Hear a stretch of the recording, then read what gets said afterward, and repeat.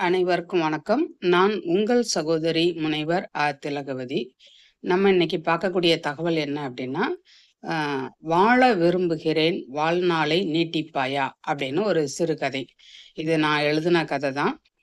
இந்த கதைய உங்களோட பகிர்ந்துக்கிறதுல நான் ரொம்ப மகிழ்ச்சி அடைகிறேன். கதைய பார்த்துரலாம். ஒரு நாள் இரவு பௌர்ணமி நிலவ ரசிச்சபடி ஒரு பீடிய பத்த வச்சு அந்த புகையை இழுத்துக்கிட்டே ஏதோ ஒரு சிந்தனையில மூழ்கி இருந்தான் கந்தசாமி. ரொம்ப நேரம் ஆகி போச்சு. ஆனா அவனுக்கு தூக்கமே வரல. காரணம் என்ன அப்படின்னா, அவனுக்கு அடிக்கடி மூச்சு திணறல் வந்துகிட்டே இருந்தது. யாருகிட்டயும் அதை சொல்ல முடியாம ரொம்ப தவிச்சுக்கிட்டே இருந்தான். மனசை ஏதோ பிழிஞ்சு எடுக்கிறத போல ஒரு உணர்வு. நமக்கு ஏதாவது நடந்துருமோ, விபரீதம் ஏற்பட்டுருமோ அப்படின்னு அவன் மனசுக்குள்ள நினைச்சு வருத்தப்பட்டுக்கிட்டே இருந்தான். அவனோட கவலை எல்லாம் என்ன அப்படின்னு கேட்டா, அவன் மக சுந்தரி. அந்த பெண்ணோட எதிர்காலத்த நினைச்சு தான் அவன் மனசுக்குள்ள வருத்தப்பட்டுக்கிட்டே இருந்தான். எவ்வளோ நேரம் யோசிச்சான்னு தெரியல. எந்த ஒரு வழியும் அவனுக்கு தெரியல. அதனால அப்படியே தூங்கிட்டான். அடுத்த நாள் காலையில கதிரவன் கண் திறந்த நேரம், அவன் வீட்டு சேவல் கூவுனது. பட்டியில இருந்த ஆடுகள் எல்லாம் கத்த ஆரம்பிச்சுச்சு. அந்த குரல் கேட்டு விழித்து கொண்டான் கந்தசாமி. தூங்கி எந்திரிச்சு பார்த்தான். அவனுடைய மனைவி வள்ளி, அவ விறகு அடுப்ப பத்த வச்சு தன்னுடைய கணவன் குளிக்கிறதுக்காக சுடுதண்ணி வச்சுக்கிட்டு இருக்கா. அதை எடுத்துட்டு வாளியில கலந்து வைக்கிறா. வச்சுட்டு அவனுக்காக சூடான காப்பியும் போட்டு கணவனுக்கும் கொடுக்கறா, தன்னுடைய மகள் சுந்தரிக்கும் கொடுக்கறா. காலையில ஒரு 8 மணி ஆச்சு. சுந்தரி புத்தக பையோட கல்லூரி போறதுக்காக கிளம்பிட்டா. மகள அன்போட முத்தமிட்டு அனுப்பி வைக்கிறான் கந்தசாமி. மனைவி அவனுக்காக தயார் செய்து கொடுத்த அந்த காலை உணவை சாப்பிட்றான்.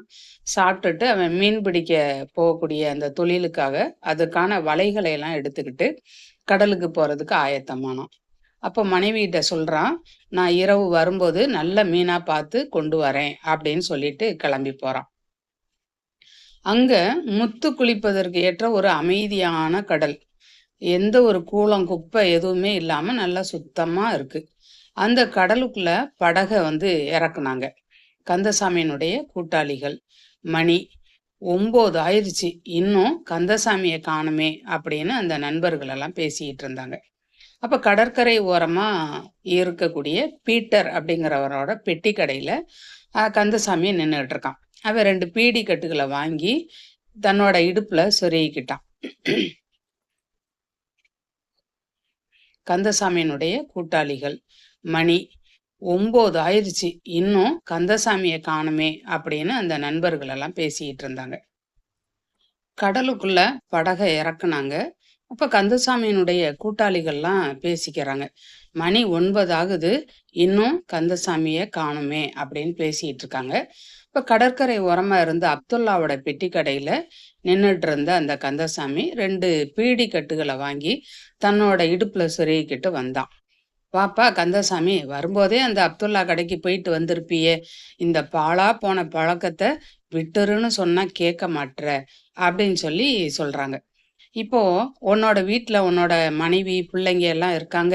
அவங்களுக்கு எல்லாமே நீதான். அவங்களுடைய உலகமே நீதான். இப்படி நீ குடிச்சு குடிச்சு உன்னோட உடம்புக்கு ஏதாவது ஒண்ணு வந்துருச்சுன்னா, அவங்கள யார் பார்த்துக்குவாங்க? அப்படின்னு சொல்லி அந்த நண்பர்கள் எல்லாம் கேட்குறாங்க. அவங்களுக்கு துணையா இருக்க வேண்டிய நீ, இப்படி இருக்கியே அப்படின்னு சலிச்சுக்கிட்டான் பீட்டர்.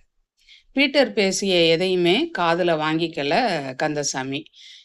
படகு புறப்பட ஆரம்பிச்சுச்சு. அதுல எல்லாரும் ஏறி உட்கார்ந்தாங்க. கந்தசாமியும் ஒரு பீடிய பத்த வச்சு புகைய இழுத்துக்கிட்டு அவன் ஏதோ ஒரு சிந்தனையில ஆழ்ந்திருந்தான். ஆ புகைக்கும்போதே அவனுக்கு இடையிடையே இருமல் வந்துச்சு. அப்ப இருமல் வரும்போது பீடிய கையில எடுத்து வச்சுட்டு இருமுறான். அப்புறம் பீடிய புகைக்கிறான். இப்படியே அவனுடைய நிகழ்வு நடந்துகிட்டே இருக்கு. கந்தசாமியும் அவனோட கூட்டாளிகளும் பகல் முழுவதும் கடல்ல இருந்து வலை வீசி பிடிச்ச மீன்கள் எல்லாத்தையும் ஒரு ஐஸ் பெட்டியில போட்டு கரையை நோக்கி வர ஆரம்பிச்சாங்க. கொஞ்சம் தூரம் பயணிச்சிருப்பாங்க. அதுக்குள்ளே கந்தசாமிக்கு ரொம்ப இருமல் அதிகமாயிருச்சு. அவனுக்கு மூச்சு விட முடியாம ரொம்ப சிரமப்பட்டான். அப்ப கூட இருந்தவங்க எல்லாருமே பதறி போயிட்டாங்க. மின்னல் வேகத்துல படகு செலுத்துனாங்க. படகு வந்து கரையை நோக்கி வந்துருச்சு. கந்தசாமியுடைய கூட்டாளிகள் எல்லாம் ஒண்ணா சேர்ந்து அவன படகுல இருந்து இறக்கி தூக்கிட்டு ஓடுனாங்க. கரையில இருக்கக்கூடிய ஒரு ம் அ மருத்துவமனைக்கு அவன வந்து கொண்டு போறாங்க. பக்கத்துல இருக்க அந்த மருத்துவமனைக்கு கொண்டு போனோனே, மருத்துவர் வந்து கந்தசாமியினுடைய நிலைய பார்க்குறாரு. இவங்களும் அவன பத்தி அந்த தகவல சொல்றாங்க. அப்ப அவரு வந்து அவன பரிசோதனை பண்ணி பார்த்துட்டு, என்ன சொல்றாருன்னா, "அவனுக்கு நுரையீரல்ல தொற்று இருக்கு. நம்ம கிராமத்து மருத்துவமனையில அவனுக்கு வந்து மருத்துவம் பார்க்குற அளவுக்கு வசதிகள் இல்ல. நீங்க இவன நகரத்து மருத்துவமனைக்கு கொண்டுட்டு போங்க. அங்க போனா அவன காப்பாத்திறலாம்" அப்படின்னு சொல்றாரு.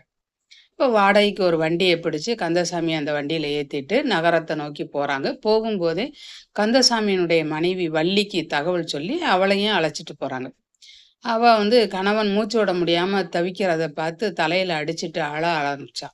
"நான் என்ன செய்வேன் கடவுளே! என்னோட கணவன என்கிட்ட இருந்து பிரிச்சுறாத.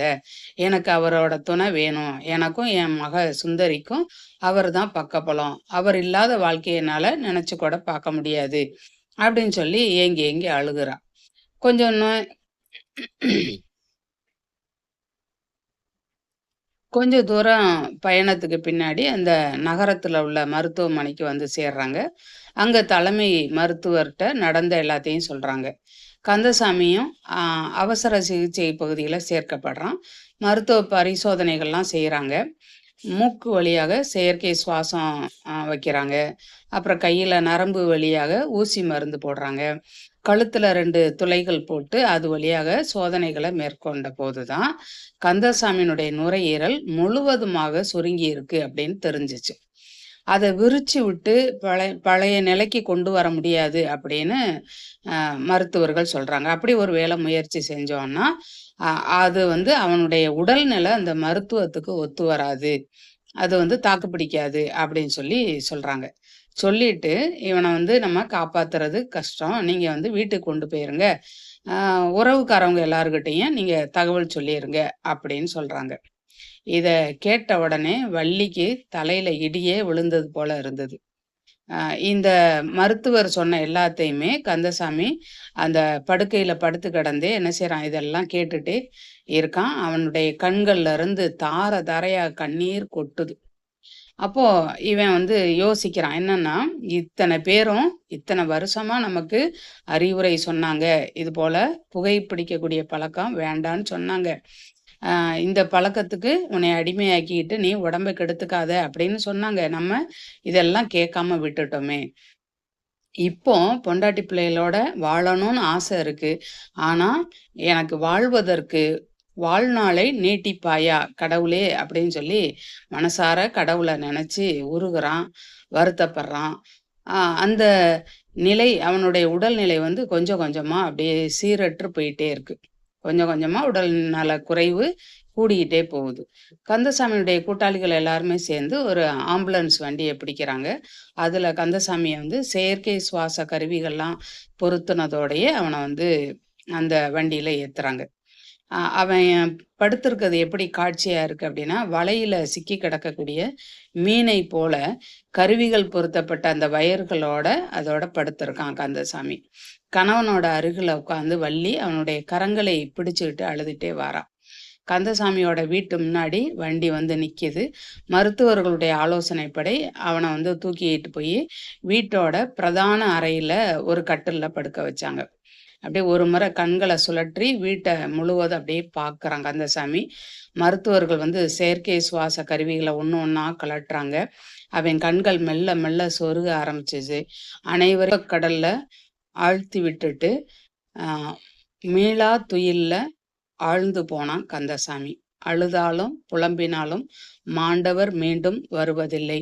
புகைப்பழக்கம் யாரையும் மீண்டு வர விடுவதும் இல்லை என்பதை உணர்ந்து நாமளும் நல்ல பழக்கவழக்கங்களோட வாழ்வோம். நன்றி, வணக்கம்.